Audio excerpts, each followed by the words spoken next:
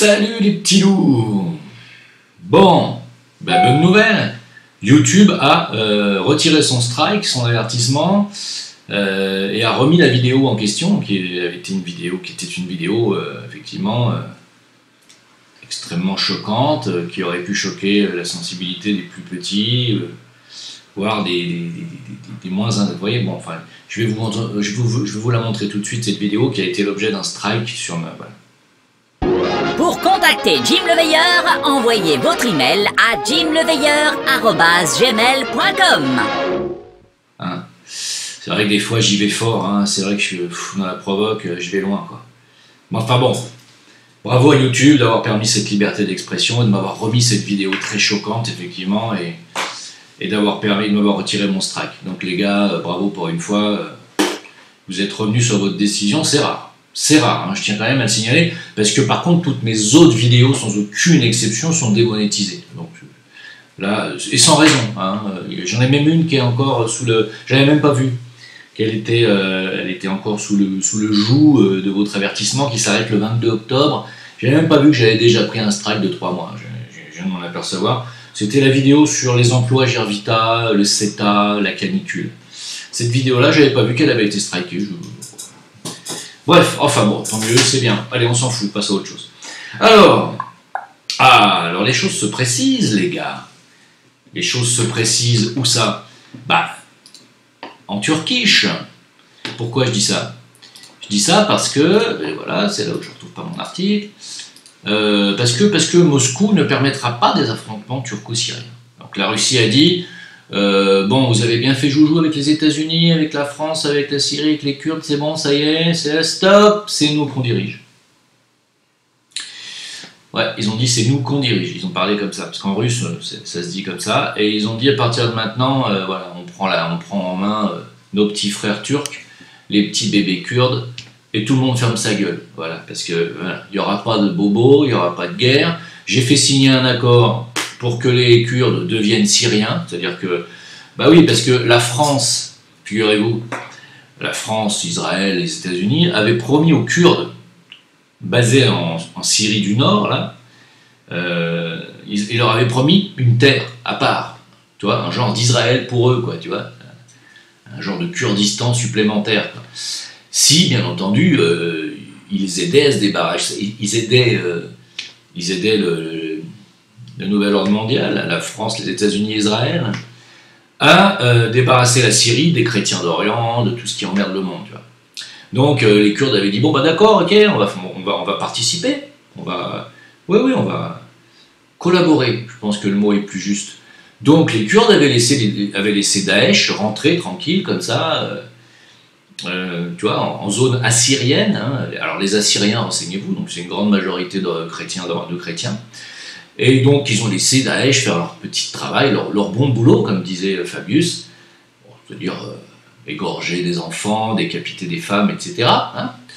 Voilà, et les Kurdes ont dit, c'est bon, on a fait tout comme vous avez dit, il n'y a plus personne, on a pu confisquer les armes de tout le monde, donc personne n'a pu se défendre, se sont tous fait égorger, de l'enfant jusqu'à là, et donc maintenant, on attend notre terre, sauf que les Turcs ont dit, vous êtes vraiment une bande d'enculés, et donc vous allez crever. Je fais un résumé, hein, parce qu'on m'a dit que tu connais rien en géopolitique, mais non, j'y connais rien du tout, donc je vous fais un résumé très simple de quelqu'un de très simple comme moi. Et donc il a dit, vous allez crever, voilà. Donc la Turquie a dit, maintenant il y en a ras-le-bol, puisque les États-Unis retirent ses troupes, c'est le moment.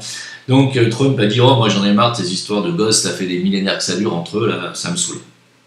Trump a dit, allez on se casse.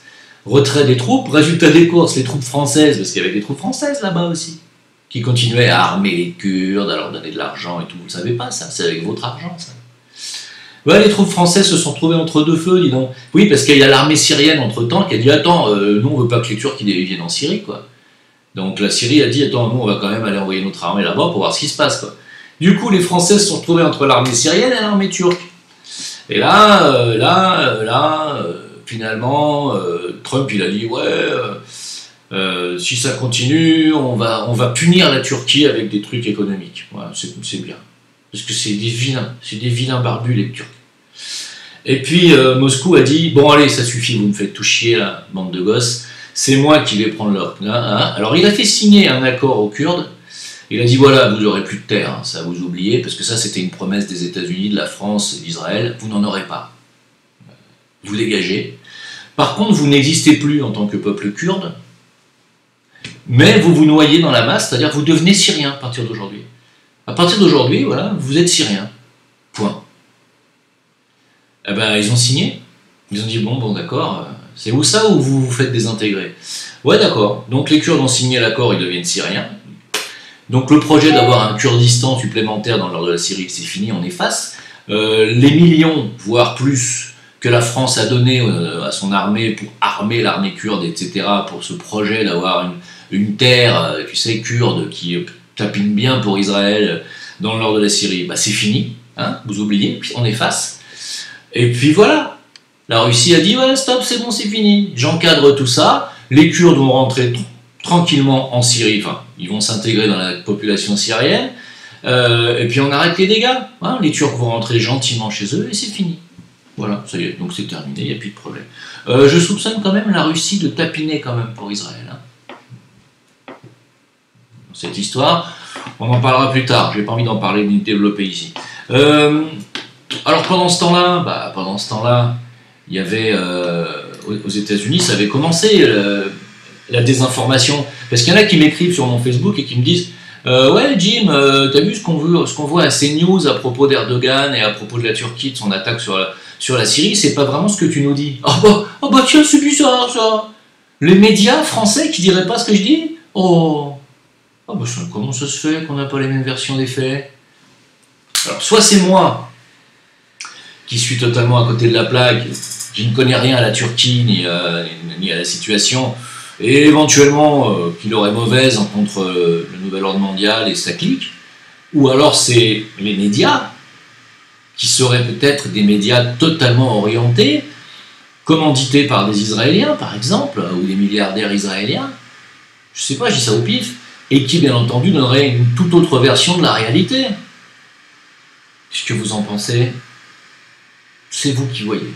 Alors aux États-Unis aussi, ils ont des médias qui font n'importe quoi et qui obéissent aussi aux mêmes personnes. Et donc un des plus gros médias américains avait diffusé carrément une fake news, une fausse vidéo de bombardement turc en Syrie, carrément. Mais carrément. Alors c'est ABC News hein, qui a diffusé dimanche dernier, il y a 2 jours, une vidéo où ils disent voilà, l'armée turque bombarde des civils kurdes. Donc Trump a dit puisque c'est comme ça, arrêt immédiat des négociations avec la Turquie sur un accord commercial de 100 millions ou 100 milliards de dollars. 100 milliards de dollars, voilà. Et puis des hausses de taxes douanières sur l'acier en provenance de Turquie. Voilà, les vilains Turcs, ils sont punis. Sauf que les explosions en question, ah bah c'est con parce que c'est des vidéos identiques à celles d'une vidéo prise pendant un événement semestriel intitulé Military Gunshot et Military Gun Show, daté de 2017 dans le Kentucky, pendant lequel des armes sont tirées la nuit en présence d'un public. Le spectacle est organisé en avril et en octobre. ABC News a reconnu que la vidéo était donc un fake et a déclaré regretter son erreur. Oh.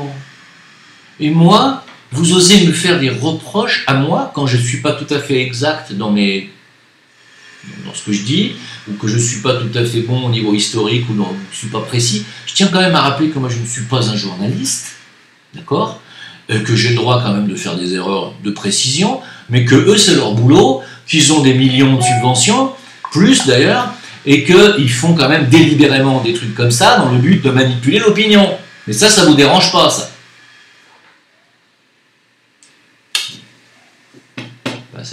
On passe à autre chose. Je suis pas content, c'est tout. À fâcher. Alors, article intéressant que j'ai partagé sur mon Facebook et mon VK, qui est du site businessbourse.com, voilà, qui est un article de Craig Roberts, Paul Craig Roberts, qui dit, et c'est intéressant, pour être sûr de renverser Trump, l'oligarchie est prête à faire effondrer le système. Alors, d'abord, primo, c'est intéressant, pourquoi? Parce que ça veut dire que Trump, donc finalement, ne fait pas partie du système, ou en tout cas, pas du système profond, ou de l'état profond, ou de la cabale tel qu'on l'entend, ce qui est tout à fait... qui ne m'étonnerait pas, hein, Ça voudrait dire que depuis le début, on a raison de le soutenir. Bah oui. Parce que même s'il fait partie du système financier, du système milliardaire, ben quelque part, il n'est pas dans le système, parce qu'il pratique à des arrestations, notamment dans les réseaux sataniques et pédophiles, donc, et autres. Et c'est quelqu'un qui, justement, ne joue pas le jeu du nouvel ordre mondial en refusant que son armée, que l'armée américaine, continue de massacrer des gens, des innocents au Moyen-Orient. Car depuis l'administration Trump, je vous signale que l'armée américaine n'a pas déclaré de guerre à aucun pays Moyen-Orient. Ce qui n'a jamais été le cas avant lui. Il vient de rapatrier ses troupes de Syrie aux États-Unis. Enfin, presque. Donc, il ne fait pas le jeu du nouvel ordre mondial jusqu'à présent. Donc, le système profond, l'état profond, la mauvaise. La mauvaise après Trump. Ils essayent de le destituer. Alors, quand vous êtes encore en train de dire « mais Trump fait partie du système », ben non. Enfin, pas du système kabbalistique, si je puis dire. Pas de ce nouvel ordre mondial de sioniste, talmudo-sioniste, justement. Eh non. Eh non. Donc, ils veulent tout faire pour le renverser, et s'ils n'y arrivent pas, d'après ce que nous dit M. Paul Craig Roberts, l'oligarchie est prête à faire effondrer le système. Écoutez bien. Bon, je viens de dire quasiment les 3/4, écoutez bien. Il prévoit que le nouvel ordre mondial fera tomber le système financier en dernier recours si tout le reste devait échouer. Hein. Maintenant, s'ils n'arrivent pas à renverser Trump, ils s'en débarrasseront autrement. Il y aura un grand krach boursier avant les élections, et alors là, les gens pointeront du doigt Donald Trump. Ce qui est absolument pas sûr du tout. Parce que c'est pas la faute de Donald Trump si le système bancaire s'écroule, et les gens ne sont pas cons à ce point. Donc, dit-il, voilà comment certains Américains pensent. C'est possible, mais je ne pense pas que ce soit la majorité. Et ensuite, il dit, maintenant, il y a une contrainte pour la Federal Bank, si elle devait agir dans ce sens, car elle est utile pour les banques de New York. Et oui, la Federal Bank a injecté plus de 300 milliards de dollars en 2 semaines à la JP Morgan et à d'autres banques américaines. Plus de 300 milliards de dollars, soit le budget de la France 2019. Pas si vous vous rendez compte. Ils ont dit, tiens, prenez ça, on en a trop, nous on ne sait plus quoi en faire. Prenez-les, parce que sinon vous allez vous écrouler. Hein. Donc, allez-y, on a besoin que vous teniez bon, parce qu'on vous garde sous le coude au cas où Trump serait réélu. Hein, donc, vous garde sous le coude, ça veut dire, voilà, si jamais Trump est réélu, ben, on va vous faire vous effondrer pour qu'il y ait des millions de personnes dans les rues qui crèveront de faim pour qu'on fasse destituer Trump. C'est monstrueux. Hein. C'est absolument monstrueux, mais je pense que c'est absolument pas loin de la réalité, puisque de toute façon, on est tous persuadés que le krach bancaire et financier qui va arriver de toute façon est totalement préparé, commandité, voulu, organisé depuis longtemps. N'oubliez pas qu'ils ont 250 ans d'avance. Hein. Donc tout est voulu, le tout est de savoir quand. Alors vous allez me dire, ouais, mais ils travaillent par date. Oui, ils choisissent des dates, c'est vrai, mais ils choisissent aussi des moments opportuns. Et là, le moment opportun, ça va être un moment qu'ils vont choisir pour, voilà, effectivement, dégager Trump et dégager ce qui les empêche d'avancer. Ce qui les empêche d'avancer aujourd'hui dans leur nouvel ordre mondial talmudo-sioniste, il faut le dire, bah, c'est des mecs qui veulent pas faire la guerre, c'est des mecs qui veulent pas qu'on accélère la mise sous tutelle israélienne de la Syrie, de l'Afghanistan, de l'Irak, de l'Iran, bien sûr. Donc c'est pour ça que l'Iran doit tomber maintenant, et donc ils vont faire le forcing. Donc la guerre, elle arrive, quoi qu'il en soit, parce que la guerre, la prochaine guerre, ça va être contre l'Iran. Ça fait longtemps que je le dis, c'est l'Arabie Saoudite qui fera le sale boulot. Ça fait aussi longtemps que je le dis. Et donc c'est une obligation. Parce que c'est ce nouvel ordre mondial, cette cabale, cet état profond, hein, dirigé aux États-Unis par l'EPAC, en France par le CRIF, à la botte d'Israël bien sûr, veut tout faire, absolument tout faire, pour que ces pays musulmans qui sont autour d'Israël n'aient plus aucune autorité militaire. Voilà, c'est clair, c'est net, c'est précis. Voilà, sauf que, ils viennent de se faire abandonner par le grand frère. Ah merde, le grand frère c'est qui? Et c'est les États-Unis eux-mêmes, car Trump ne veut pas jouer ce jeu-là. Ah, et comme Moscou non plus ne veut pas jouer ce jeu-là, parce que Moscou est pour un nouvel ordre mondial, mais pas le nouvel ordre mondial talmudo-sioniste, tel que le veulent les Netanyahesques. Non, parce que Netanyahou, Attali, BHL, tout ça, ils veulent un nouvel ordre mondial où Jérusalem sera la capitale du monde et où il y aura une pensée unique, une capitale unique, voilà, ça sera un gouvernement unique, un gouvernement mondial, etc., etc. Poutine, la Russie ne veut pas ça. Ils veulent un nouvel ordre mondial, mais ils veulent un nouvel ordre mondial où les pays garderont leur capitale, auront leur souveraineté, etc. C'est-à-dire ce que moi j'entends comme quelque chose de plus juste. Parce que nouvel ordre mondial, il ne faut pas que ça vous fasse peur. Un nouvel ordre, ça veut dire que oui, effectivement, je pense que cette planète a besoin qu'on y mette un peu d'ordre. C'est un bordel incommensurable dans cette planète. D'accord? Donc qu'on y mette de l'ordre, j'y vois pas d'inconvénient, moi, tu vois, personnellement. Quand je vois qu'il y a encore des enfants qui naissent sans bras, tu vois, ou des enfants, ou des gens qui n'ont pas l'eau potable, qui sont obligés de faire 30 km avec des seaux pour aller chercher de l'eau dans un puits, c'est quand même quelque chose qui ne va pas, qui tourne pas rond. Il y a encore beaucoup de choses qui ne vont pas. Donc mettre de l'ordre sur cette planète, c'est très bien. Maintenant, mettre de l'ordre en passant les gens en esclavage, comme le veulent les talmudo-sionistes, hein, là non, on n'est pas d'accord. Donc la Russie non plus n'est pas d'accord, ne veut pas de cet ordre-là, ne veut pas de ce nouvel ordre mondial-là. Moi, je suis plutôt OK avec cette vision-là. On verra maintenant ce qu'eux nous proposent. Allez, on avance. Alors, bon, dans la folie mondialiste hein, et de ces petits collabos, on a Daniel Obono qui demande la suppression de la mention du sexe à l'état civil, la qualifiant d'oppressive. Ah, c'est oppresseur. Le fait de dire, toi t'es une fille, toi t'es un garçon. Ah merde! Putain, mais je voulais être le contraire, moi. C'est oppressant. Pour ces gens-là, hein, pas pour les gens normaux. Hein. Pour les gens normaux, c'est normal. Hein. Maman, j'ai une zézette, maman, j'ai un zizi. Hein.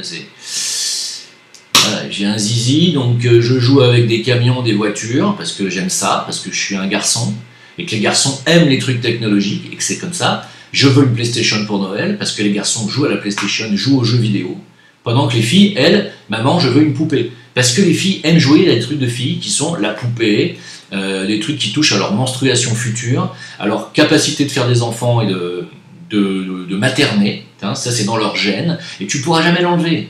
Parce qu'une fille, elle est programmée pour avoir des enfants plus tard. Donc, pour être maternelle. Et quand on est maternelle, on a déjà envie, même enfant, même quand on est une petite fille, on a déjà envie de commencer à savoir ce que c'est, que de changer des couches, voilà. Donc, on joue avec des poupées. Alors qu'un garçon, c'est pas sa préoccupation, il en a vraiment rien à carrer. Non, un garçon, lui, c'est plutôt comment je vais pouvoir péter le mur, comment je vais pouvoir casser un œuf sur la gueule du voisin, comment je vais même faire du mal au chat en lui tirant dessus à la sarbacane. Un garçon, c'est ça. Un garçon, il est dans l'énergie créatrice, destructrice. Un garçon, ça fonctionne comme ça. Donc, ça a besoin de jouer à des jeux violents, et s'il n'y a pas de jeux violents physiques, il jouera avec des jeux violents virtuels. Donc, il jouera à la PlayStation. Voilà. Et donc, ça, c'est dans les gènes des garçons et des filles, et ceux qui me disent le contraire, franchement, je les invite vraiment cordialement à aller se faire foutre. Hein? Voilà. Traitez-moi de ce que vous voulez, hein. On m'a traité de facho il n'y a pas longtemps, là. Mais dégagez de ma chaîne, dégagez. Allez voir Mélenchon, allez voir ce qui vous voulez, c'est des malades mentaux, allez chez eux. Voilà, ça ne m'intéresse pas, ce monde-là ne m'intéresse pas. Moi je suis du vieux monde, vous voyez, le monde où les enfants jouaient au docteur à l'âge de 8-10 ans déjà, et puis après ils jouaient au gynécologue à l'âge de 14-15, et entre garçons et filles. C'était normal. Hein? Et personne ne se posait la question de savoir si sur le passeport ou sur sa carte d'identité future, il allait être marqué fille ou garçon, ou sexe M ou sexe F. Bande de tarés. Ah mais c'est pas tout là. Pouh, là, vous allez voir.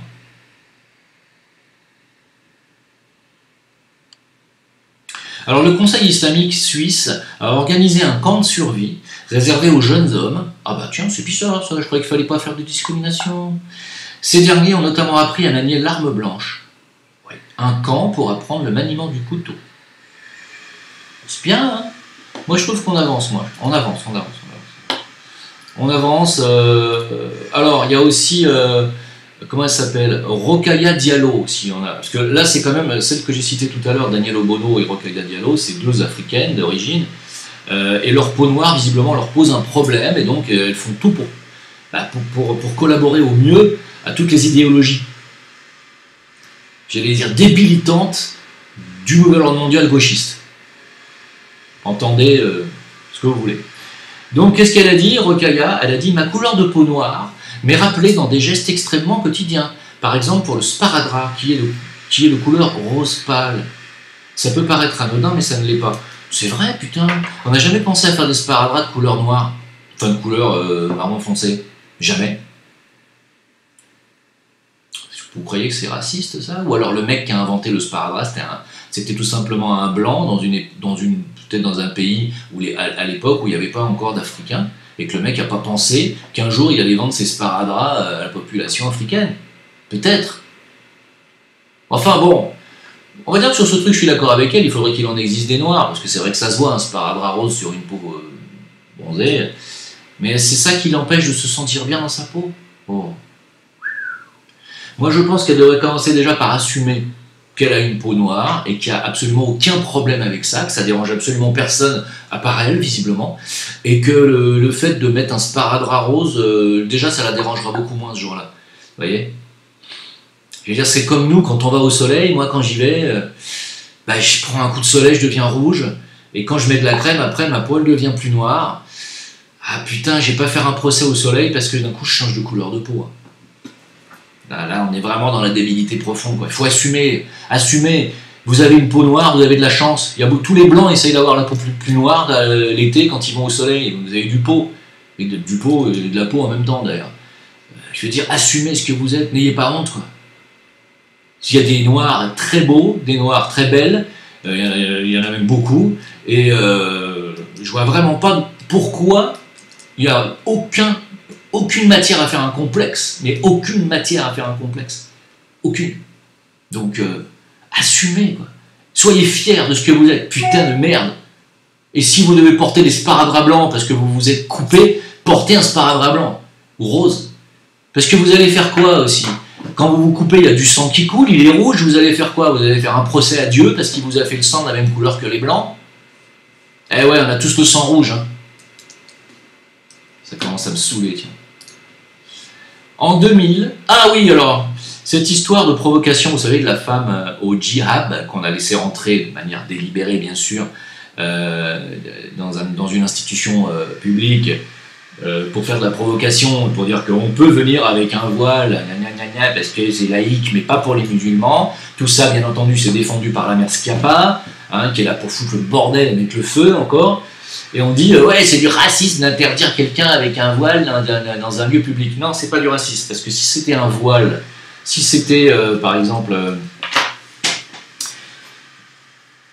comment dire, si c'est, par exemple, si c'est quelqu'un qui est en train de subir une chimiothérapie et qui porte un voile pour cacher sa calvitie dans l'hémicycle, c'est pas un problème.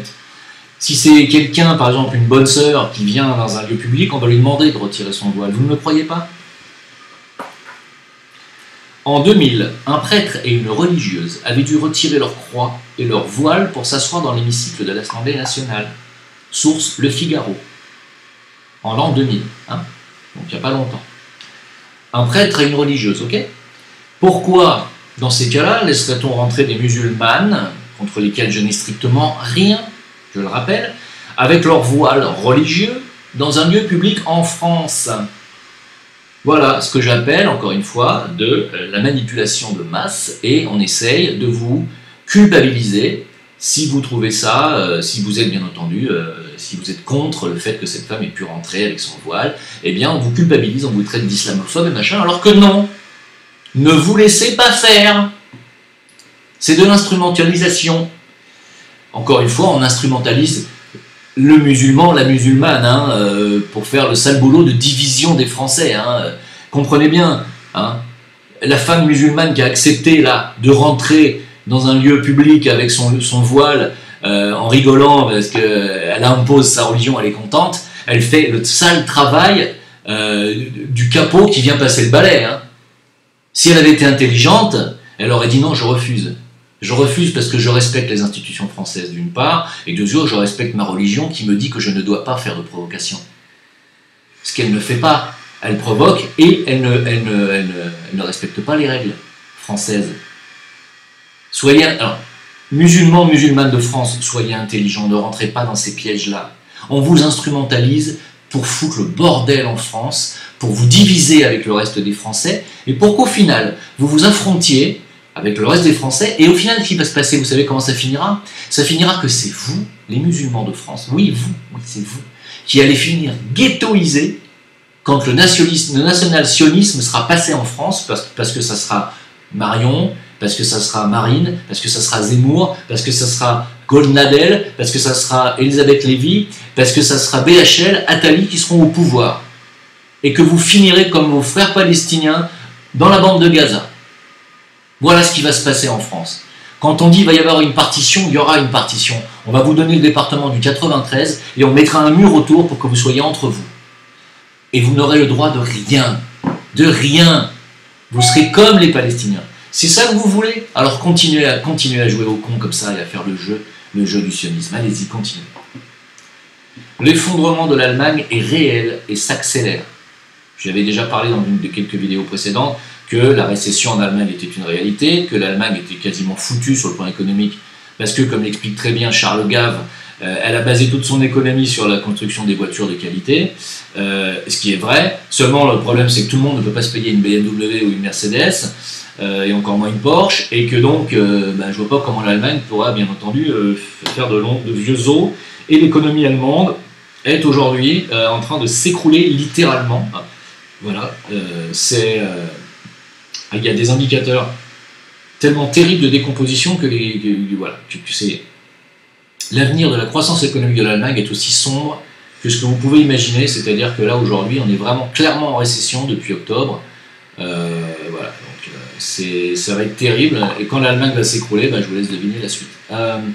La reconnaissance faciale, alors, elle arrive, hein, bien entendu, ça c'est Macron. Hein. Alors Macron qui a dit qu'il fallait faire, vous le savez, je ne vais pas me répéter, mais qu'il fallait faire la chasse à l'hydre islamiste en France, sauf que c'est totalement faux. Parce que si vous commencez à dénoncer votre voisin de palier qui hurle à la Wakbar 4 fois par jour, qui sort avec des couteaux, qui frappe sa femme, et que vous entendez hurler, ça existe ce genre de choses, hein, et que vous le dénoncez, vous appelez la police, on va vous traiter de raciste et d'islamophobe. Donc tout ça c'est de la connerie, c'est de l'hypocrisie.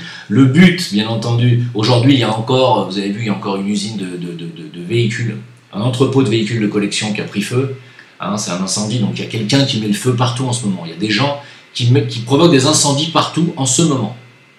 Qui, on ne sait pas.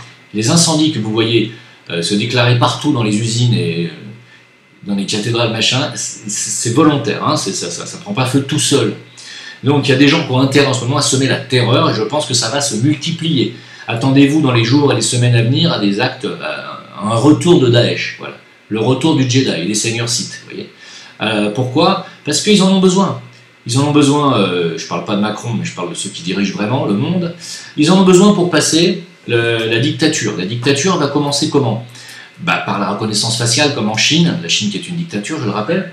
Et donc, j'entends encore Bourdin, il y a 2 ans, dire « Vous avez vu en Chine, avec les points citoyens, les gens qui sont reconnus partout, des centaines de millions de caméras, c'est affreux, ça n'arrivera jamais en France. » Bourdin, non seulement t'es un connard, mais en plus t'es vraiment un ignorant, c'est vraiment grave. Et donc, la reconnaissance faciale débarque en France. Point. Parce qu'il y a de l'islamisme. Oh, merde. Et ouais, il y a des islamistes, dis donc. Ah passons vite la reconnaissance faciale. Sauf que la reconnaissance faciale, elle ne va pas servir à faire enfermer les fichiers S ou les radicalisés suivis depuis 15 ans. Hein. Parce qu'ils sont suivis depuis 15 ans. Si on avait voulu les arrêter, on les aurait arrêtés avant. Hein. Voilà. Non, on les arrête pas, on les laisse faire parce qu'on a besoin d'eux. On a besoin qu'ils tuent des gens pour pouvoir dire « Vous avez besoin de sécurité ?» Macron est là. Vous avez besoin qu'on puisse attraper les méchants plus facilement? Passons à la reconnaissance faciale. Vous avez besoin qu'on mette... qu'on empêche les tueurs, qu'on empêche les voleurs, qu'on empêche l'évasion fiscale? Allez, on flique tout le monde. Hein? Voilà. Même ce que vous avez en banque, tout ça, maintenant, on saura tout. Vous êtes d'accord? Ah oui, monsieur Macron, oui, nous sommes d'accord. C'est ça sert à ça, le terrorisme. Voilà, donc la France s'apprête à déployer Alicem, un système de reconnaissance faciale, et personne ne dit rien. Ça devrait être la guerre civile déjà, ça devrait être la révolution. C'est-à-dire que rien que pour un truc comme ça, c'est pas les gilets jaunes qu'il faudrait. C'est-à-dire que tous les Français devraient déjà être dans la rue pour dire non mais ça va pas, enlevez-moi ça tout de suite. Personne ne dit rien. Donc, hein, c'est bien. C'est bien. Voilà. Donc la France et le Royaume-Uni préparent leur repli de Syrie, ça me fait marrer. Ça, voilà. Donc tous les millions que vous avez donnés avec vos impôts, tout ça, ça n'a servi à rien. Hein, ça. Vous pouvez demander le remboursement directement aussi si vous voulez. Voilà. Bah écoutez, j'ai fait mon petit tour, je suis content. Ce que je peux vous rajouter de plus Ouais, bah les bébés sans bras donc, qui sont nés en France, bah, des médecins lancent un ultimatum à Buzyn. Ils ont dit ou vous donnez du chocolat ou vous expliquez pourquoi les enfants naissent sans bras. Hein, c'est soit la radioactivité, soit non, c'est les pesticides alliés à la vaccination qui sont responsables de ce genre de choses. Et un jour on le saura. Voilà. Bref.